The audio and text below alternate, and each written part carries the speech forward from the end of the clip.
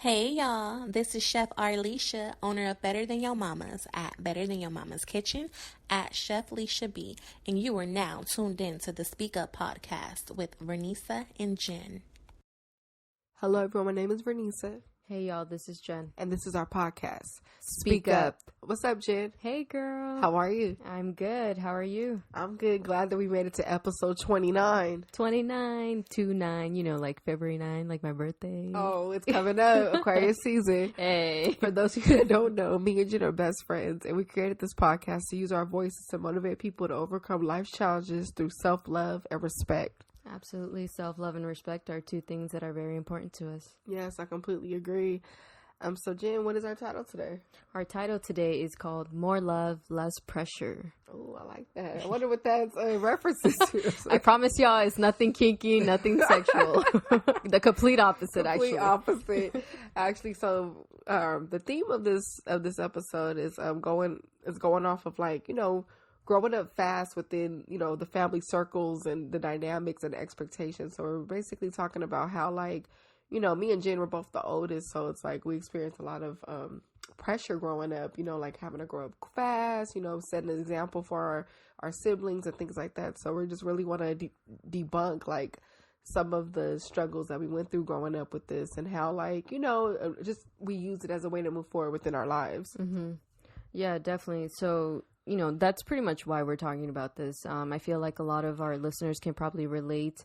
Also, being the oldest. I mean, technically, I'm not the oldest, but I was the oldest in the household, growing up with the siblings. So, you know, there's definitely certain family expectations that come from that. Like, you know, oh, like you said, you have to be the example for the siblings. You have to kind of, you know, take care of them as well when the parents aren't home, type of thing. You know, there's just like certain pressure that we go through being the oldest one. And I feel like that goes neglected, or talking about it at least goes neglected in the sense where, like, we just kind of think it's normal for us to have these expectations when in reality we were kids too. You know, I know with you, like, our siblings are close in age, you know, as far as like we're not like 20 years older than our siblings or even 15 or 10 years. We're like, you know, 4 or 5 years. For me, I'm a year and a half older than my brother, so it's not like I really was that much older in order for me to have these expectations from the family that I could actually take care of him and stuff, you know? Yeah, and I want to add on to that, like me, I'm the oldest. I have 2 brothers and 2 sisters, and oftentimes, like, I see myself having to be the glue of the family and all. And, you know, I'm pretty sure a lot of people can relate with being the glue of the family. Like, you kind of lose yourself having to keep everybody together, and everyone's looking at you, and it's like it's hard to, like, practice your own self-love, your own self-care, and realize what do I need and want out of life, because you're so focused on trying to make sure everybody else is good, you know? Yeah. And also being the oldest, I feel like you see the most and then you understand the most fastest, you know, like seeing my mom with my dad when it was an unhealthy thing, my biological dad, it was just not a good thing growing up, you know. And I feel like out of my brother and I was the one to really understand it and see it the most. And then growing up, my mom used to vent to me the most. I don't know if it's because I was the girl or the oldest, but it was probably a combination of the both. But yeah, like you said, you know, it's easy for us to lose ourselves in that. And I feel like we almost internalize that pressure where we grow up thinking like, oh, I can't mess up. I can't let my family down, you know, or my mom down, or whomever the parent is. And I feel like a lot of older siblings go through this, especially if you grew up in a family, in a toxic family dynamic. Yeah. And like you said, the pressure is real. With me, for example, like, you know, I see my mom go through a lot, like, you know, different relationships she was in. You know, me and my siblings, we were split apart. And with me, my gateway was school. Like, I had to say, okay, I have to get everybody out of this. Being this young age, what could I do? So I always was just focused. Like, I kept my grades high. I was like, I want to go to college. I want to do this, because I had no choice. It was like, I could sit here and, you know, fall into the dynamics of what I see growing up and just let that affect me, or I can, you know, be the positive change and try to do something about it. But little did I know, it's like, it really is like a do or die type of thing, you know, and like, it allows you to, like, to feel stuck and to feel like, and then when the pressure comes in even more, like you said, it's like, I can't let them down. You know, I think for me personally, it was more so like I was trying to shield my brother from seeing anything that was going on. Like anytime my parents were arguing or something, I would make sure that we would be away from our parents. Like we would go outside and play, or, you know, we would watch a movie together, anything to distract him from the reality of what was going on at home. And I feel like I took a lot of that even in school, you know, because I didn't really grow up talking to anybody about what I saw at home. It would be more so like, okay, I need to protect my brother, but I didn't think about who was protecting me from all of this, you know. And as the older sibling, like, you kind of grow up like wanting to be not the parent, but like, you know, just making sure that everybody else is good. But then what about you? Like that, I think that's one of the negative effects of this pressure that happens, because then nobody asks how you're doing. You know, nobody's checking up on baby Vernisa, you know, baby Jen. Like, you know, it's kind of just expected that, oh, they're older, it's okay, they'll take care of themselves type of thing. Yeah. And I want to say like the negative effects, it even could lead to self-doubt, because you're like forced to you're forced to make that change. And if you don't, or if you do slip up, it's like you're beating yourself up extra hard, because it's like, well, what do I, or like if something does happen to one of your siblings or something, you still blame yourself even if it ain't your fault, you know what I mean? And or like for me personally, like seeing my mom, like, you know, like my you know, my parents grew up like, you know, we didn't have a lot of money growing up and things like that. Seeing that, even though like I knew I wasn't in a place to make that change yet, I still was harder on myself, because it's like I wish I can do something, you know, knowing I still couldn't do anything at that moment. Yeah, I think that's one of the toughest parts about being the older sibling and understanding. Like you said, though, like taking the fault for a lot of things. Like I know in order to protect my brother, you know, from my dad when I was younger, I used to take the blame for a lot of things, because I wanted to make sure he didn't get hit, you know, or he didn't get scolded. Like, so I feel like with that, we take it with us as we're older, you know, and then we're looked at the sibling who made the most mistakes or something, you know, or we're kind of like the trial run for the parents. You know, it sucks to say this, you know, don't get me wrong. I absolutely love my mom. I wouldn't have wanted to grow up any other way. I think it made me strong in a lot of areas to be the older sibling in the household. But it also showed me a lot of the realities that our parents are human, that they're not perfect. You know, we can't put them on this pedestal either. And I feel like there was a lot of trial and error between my family dynamic growing up. And now that I'm older, it's like I realize certain things that maybe could have been different, could have been better growing up. Yeah, I completely agree. And I want to say too, like, you know, going off what you said, like, it is like, I feel like it's a feeling of less love, you know, for the older sibling, because it's like, I don't know, I can't explain it. I feel like when I was growing up, like my mom was harder on me. Like she didn't let me go outside. Like she was just, I wouldn't even call that less love, but yeah, she was like more strict on me. And like if something happened, I was quick to get a whooping, things like that. But like when my siblings came along, it was like, you know, they got away with more things, like my brother especially.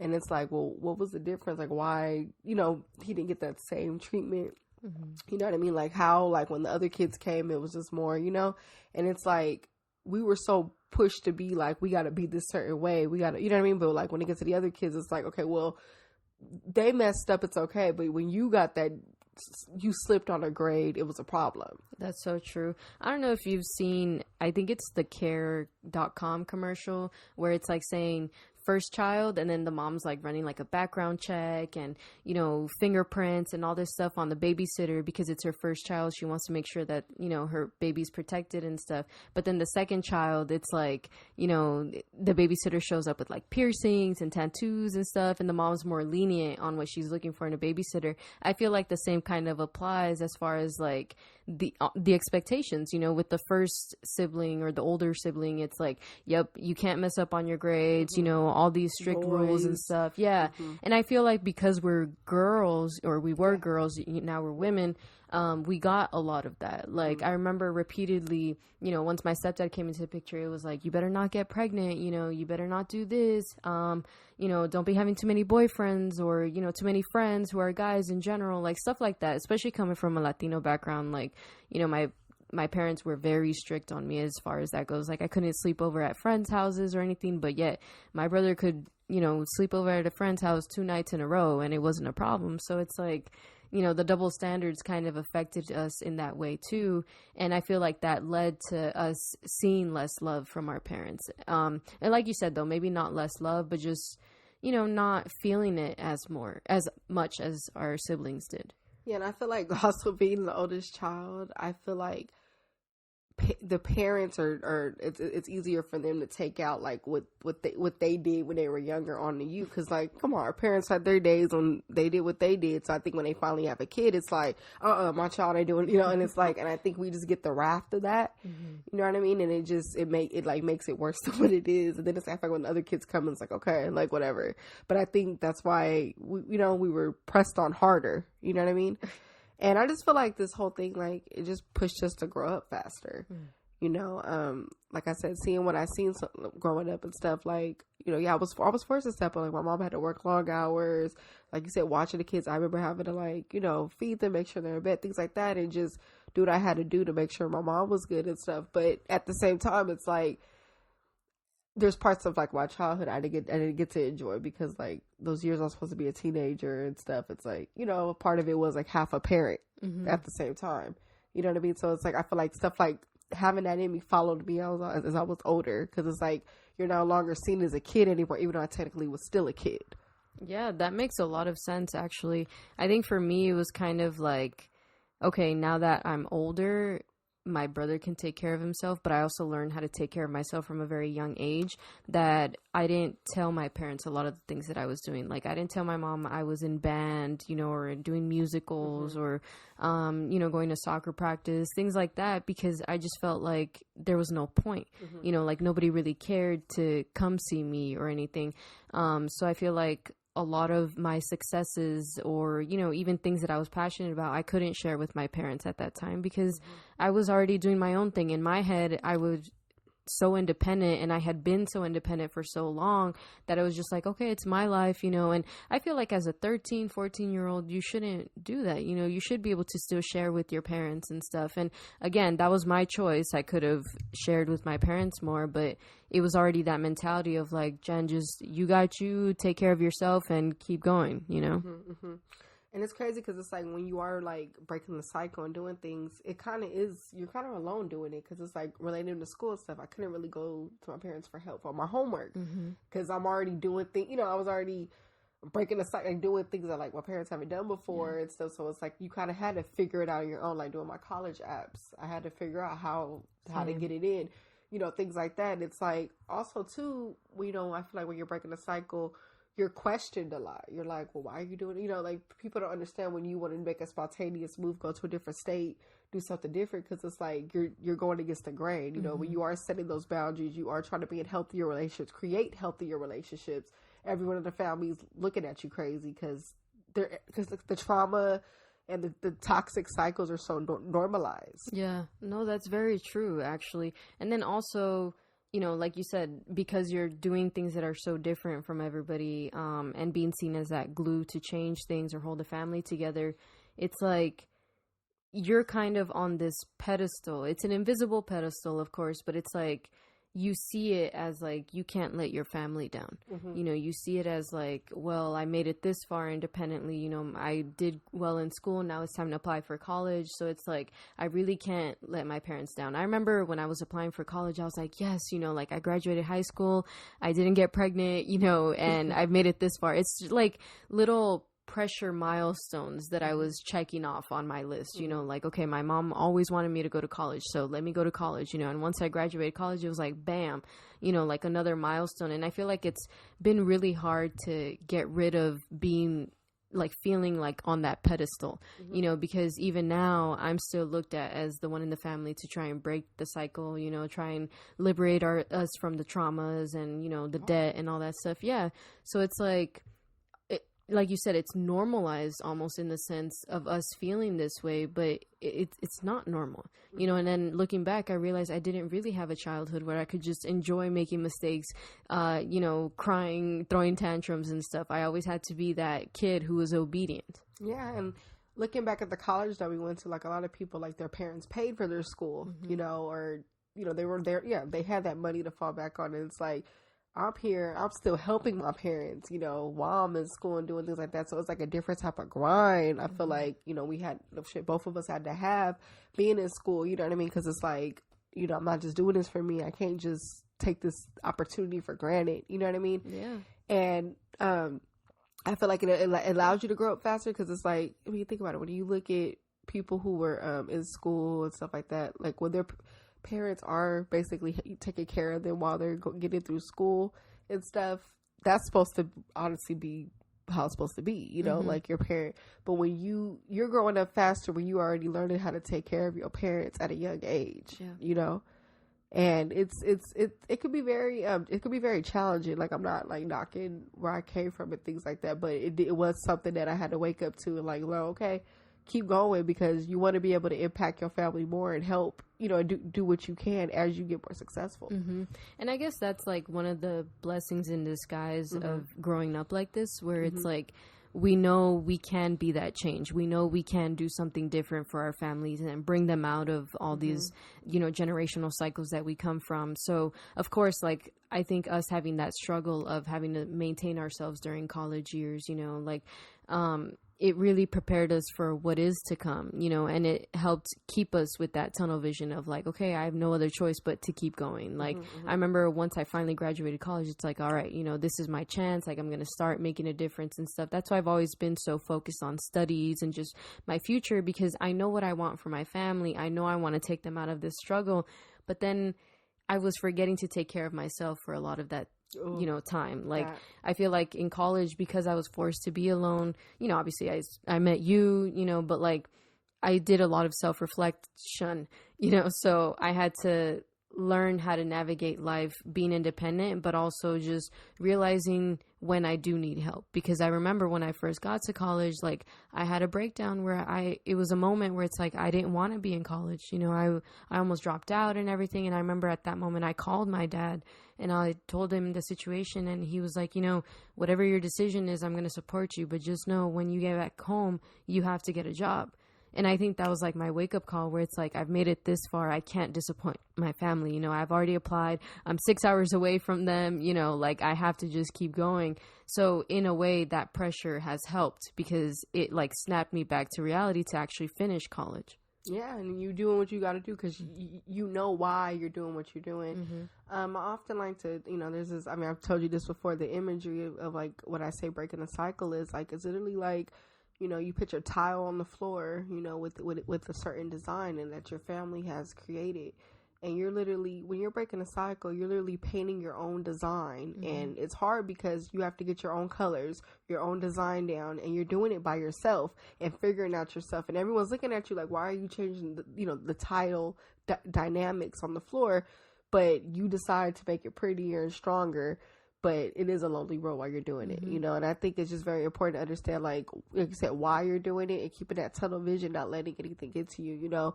There was a time when like my family was going through a very hard time, and it took a big emotional drain on me, you know, but I had to isolate myself and just stay focused and keep doing what I'm doing, because it's like, my homegirl always tell me, put your mask on first, then help others put their mask on. So it's like, we could sit here trying to help other people, you know, but if we ain't on the way together, we're just gonna drown too, burn out of breath also. So we have to keep building what we can. So it's some importance in that, because it's like, you can't sell yourself short. You can't, you know.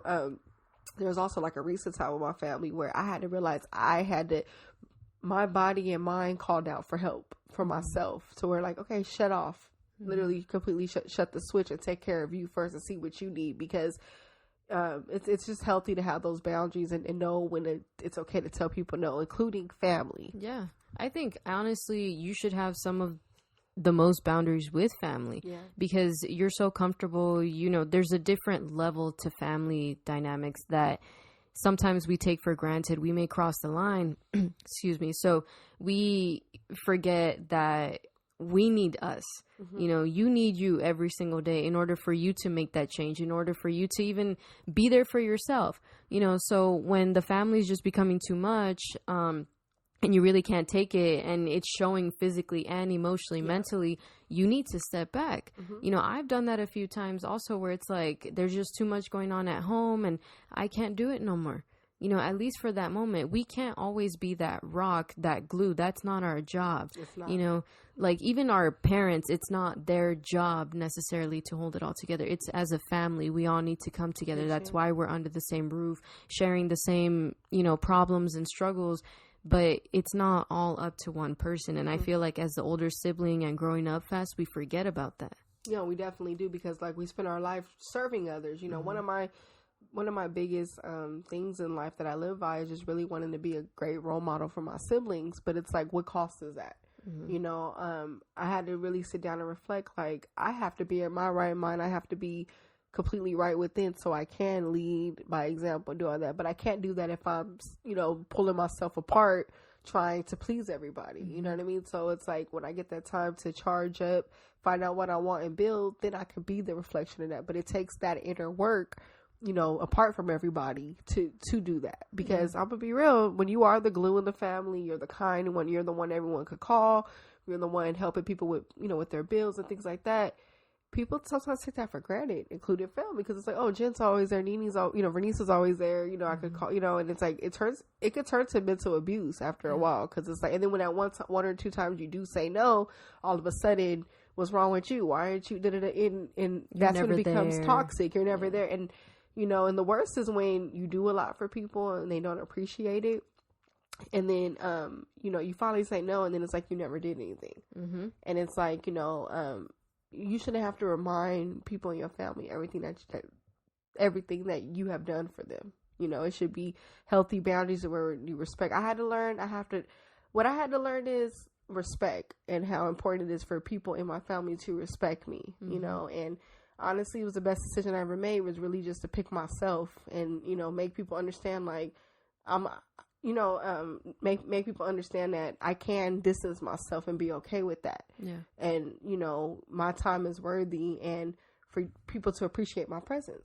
Yeah. Oof. Well said. Mic drop. I'm just kidding. Man. No, but in all honesty, that was very well said. I mean, it's very true. Like we always said, you know, at the end of the day, you have to be the one who's okay, you know, and if you're not, then you need to step back and realize that sometimes the family is toxic, or certain family members. I've also noticed that, like, being the older sibling, it affects our relationships with other people. You know, like you said, we spend so much time serving others that I feel like in relationships, I've tended to be that person, you know, like, always making sure that the other person's good, or, you know, giving so much of my time to them that I've neglected my own goals, you know, not really paying attention to how my own behavior is affecting me, but then also realizing I'm too independent. I remember one time you told me this, that like sometimes I'm too independent for my own good. And, you know, we're always taught to be like independent women, you know, hey, shout out to Destiny's Child, you know, but like, which isn't a bad thing, but there comes a point where it's like, I needed somebody and I didn't realize it because I was so afraid to need somebody, so afraid to let people know that I'm not as independent as I look.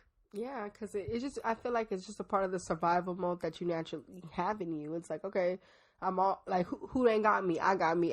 And that's like, I feel like it's something that we always tell ourselves. Like when someone does want to step in and love us or be there for us, it's like, what? Like, no, I got it. And with me, with other relationships, I tend to want to control things, not like in an authoritative way or anything. It's just like, I'm so used to driving the boat. Like, I'm the one steering the wheel with everything because I'm the oldest. You know, I've always just done everything myself. Like, when I wanted to in my own time, like, I like taking my car everywhere I go. Like, no, when I got my car, like, I don't even like riding in the car with people. Like, things like that, because it's embedded in me. You know what I mean?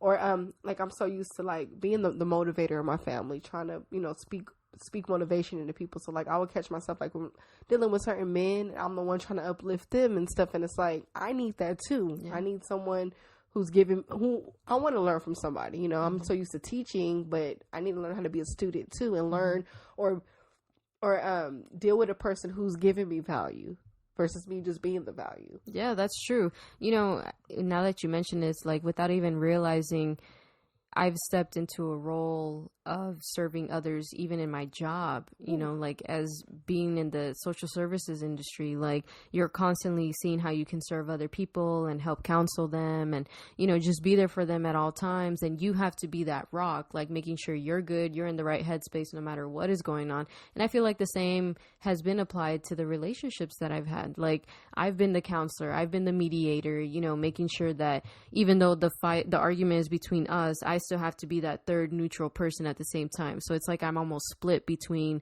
you know, one of the arguers as well as that mediator. And it's exhausting when you don't get that back, you know, or, you know, not even realizing when someone is trying to love you and stuff. And, you know, like I've met good men along the way, of course. Things haven't worked out for whatever reason, but at the same time, like when I've reflected back, it's always been me making sure they're good in every single way possible, you know. And I'm not saying they didn't make sure I was good, but it's just like, it's different, you know, not realizing that it's not reciprocated. That is so true. Ooh, well said, best friend. It also, y'all, affects the relationships with ourselves. You know, honestly, me speaking from example, like Jen was saying, like that urge to want to serve others. I feel like it affects the relationship with myself because I'll forget about me because like I could be sitting, you know, I could be having some time that I could spend free, but I'm still trying to figure out how I can help somebody else. Which isn't completely a bad thing, but it's like you still owe yourself to yourself, and you cannot forget that because your body will call 911 for that, you know, because the day comes where you just be completely drained and you have no choice but to shut down. Yeah, that's true. There was a rough patch with my brother going on with the family some months ago. And I realized like I was taking that with me everywhere I went. It was at work, at the gym, grocery shopping, even right when I woke up, it was the first thing on my mind. And I realized like I was just taking in all of that family trauma and the drama as well, and not doing anything for me, that eventually I stopped going to the gym. You know, I even stopped talking about it to other people. Like I was just like trying to figure things out on my own, how to deal with the family stuff, rather than realizing I need to take care of my mental health if I'm even going to begin to deal with any of this. It wasn't my issue to even try to resolve in the first place, but being that older sibling, being that glue, you want to fix the problem without realizing it's not yours to fix. No, that's true. And then when you get so sucked into that, when your own life problem starts to happen, you don't even know how to react because you're just so drained from everything else, you know. So it's good you took a pause for yourself, you know. And honestly, y'all, all this stuff relates to self-love, you know. It relates to self-love because despite your family title, you are still picking you because we wear so many hats in this life. Our job, who we are in our family, you know, if we have kids, things like that, whatever, everything like about our life, our creative side. But in the day, you are still you through that, and you still owe that love to yourself despite. And I feel like family, it's a touchy subject because our family has the most effect over us. They're our family. They're not just somebody we could just cut off. Yeah, we could isolate from them for a little while, but in the day, that doesn't change someone from being your brother, from being your sister, from being your mother.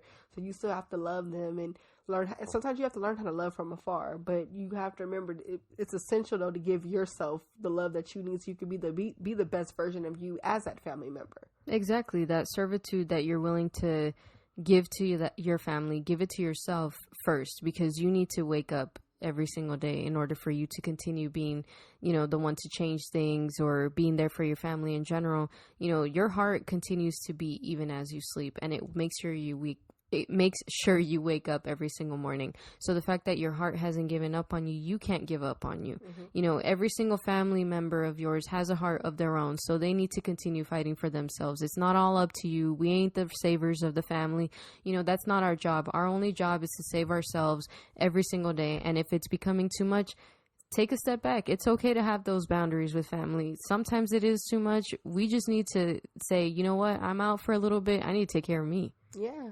And like you said, it's about knowing yourself outside of those roles. Like, you know, being the oldest of 2 brothers and 2 sisters, honestly, I had to take a step back and learn, like, some of the mistakes my siblings are going to make, they need to make them. You know, I had a time where, like, I just wanted to control every little thing they were doing. Like, if I found out, whatever, they got in their first fight, got their first boyfriend, whatever, I don't know. Like, I just wanted to be obviously as a big sis, I'm going to be in their life. I'm going to check on them, make sure they're good and stuff. But there's certain things they're going to go through that I kind of just have to let them go through, because I had my own mistakes I had to make. Or with my mom, like, you know, me and my mom always, you know, for those of you that don't know, me and my mom have always had like a interesting relationship, you know, like we're working on it. But, you know, there were things I just had to learn, like my mom had her life, she had her mistakes and things like that, but I'm in my own flesh, my own spirit, and I'm learning, I'm working through my life right now, and I have to understand that, you know, my mom is human, and I can't take everything personal when things are falling on me that from some past trauma that she probably hasn't worked through yet. And that's completely fine. But y'all gotta understand, it's not our job to clean up, you know, the whole family's trauma. Work through your own personal trauma, your own growth, and do what you can and be there. But understand that your family all your family members are human, and they have things that they went through, things they haven't even worked through yet. And you have to know how to distinguish, okay, I'm going to entertain this or I'm not. You know, how can I help? If I can't help the situation, I have to take care of me. Yeah, you have to try and be a better you from your own personal childhood trauma. Like, yes, there's a lot of trauma that may have been generational, that has been passed down all the way even up until your siblings, you know, after you. But you have to work on your own stuff. Anything that you went through your own childhood, make sure you're working on that. You know, and we're saying this from experience. Like I said, it's not easy trying to let go of that role, trying to even know who you are outside of the mediator of the family or the glue of the family, the rock, whatever. Even that's hard in itself, but you really have to ask yourself, who is Jen outside of all of this? Because if you don't know who you are, once you finally start having your own life, you know, you realize your siblings have their own life, they're growing up and stuff, who are you going to be? You can't be trying to save the family the rest of your life. That's exhausting. That's not your purpose in life. You know, so find something that works for you and that helps you be happy. So that way when things do get too much in family, because come on, let's be real, with family, there's always going to be some sort of drama or something happening.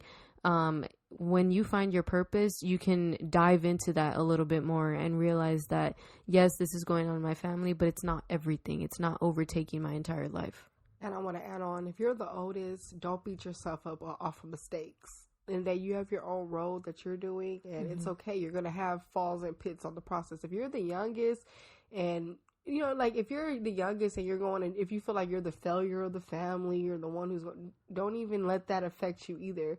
In the day, we all, like I said, we all have our own life challenges. And it's like, sometimes our family doesn't even understand our journey. But that's why it's on you to figure out who you are, so you can understand what you need to do to get to where you want to be in life. And no one's opinion or whatever should stop you. Yeah, we have to remember to be our own person. At the end of the day, we were born alone. Even if you got a twin, you still got your own whole life ahead of you, outside of being just a twin. But yeah, like, at the end of the day, it's important to realize that you're more than your family trauma. You're more than the struggles. You're more than trying to cover up someone else's mistakes or trying to prevent someone else from going through something. You know, and being the older sibling, we have to realize we can't internalize all that trauma. That's way too much pressure on us. And sometimes we create it on our own. So we need to be mindful of that. But we also need to be mindful of how our family does create that pressure on us too. Yeah, so just love them. Just love. That's like really the key point here. Love. Don't take this serious, you know, and let off the pressure. What's the title, Jen? More love, less pressure. That part. Hey, but thank y'all for tuning in. Shout out to Chef Leisha for the cool intro job. Y'all check out her page. Her food looks so delicious. Her Instagram is CHEF_LIESHAB. Thank you, girl. I feel like I could smell your food through your page. That part, girl. Yeah, girl. Thank you again. And y'all, make sure y'all check out our podcast website at speakupjv.podbean.com. Subscribe to our YouTube channel. Check us out on Spotify and Apple. We appreciate y'all for listening. We hope you enjoyed our episode. Thank y'all. Bye. Thank y'all.